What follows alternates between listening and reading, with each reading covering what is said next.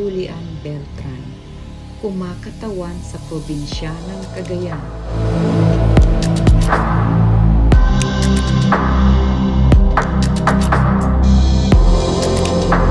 Sa likod ng mga nagtataasang kabundukan at naglalawakang mga bukirin, ay nagkakanlong ang isang bayang may makukulay na kwento ng buhay.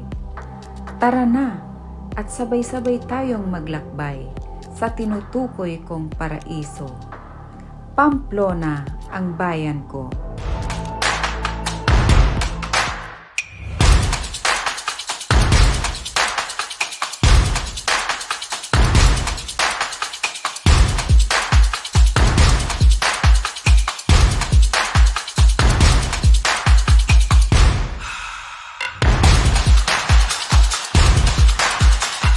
Mapalad ang aking bayan, lalong-lalo na ang mga mamamayan.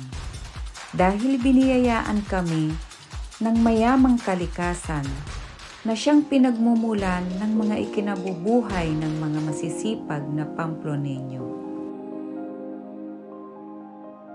Maliban sa agrikultura, sagana sa yamang tubig ang Pamplona. Ngunit ang espesyal na pinagmamalaki namin ay ang kagu o clamshell.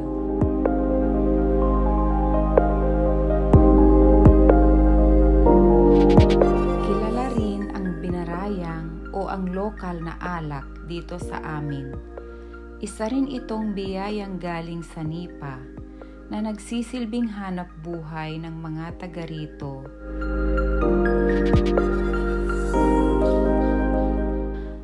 Dahil mahuhusay at madiskarte ang kapwa ko Pamploneño, ginawang kapaki-pakinabang ang mga dahon ng nipa sa pamamagitan ng nipa weaving na ginagamit sa paggawa ng mga bahay kubo at iba pa.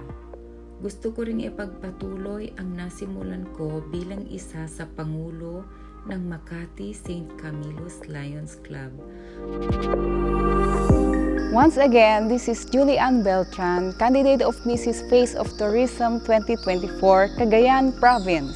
Like and follow our Facebook on Mrs. Face of Tourism 2024 and watch our coronation night on September 28, 2024 at Lucky Chinatown Hotel. Thank you!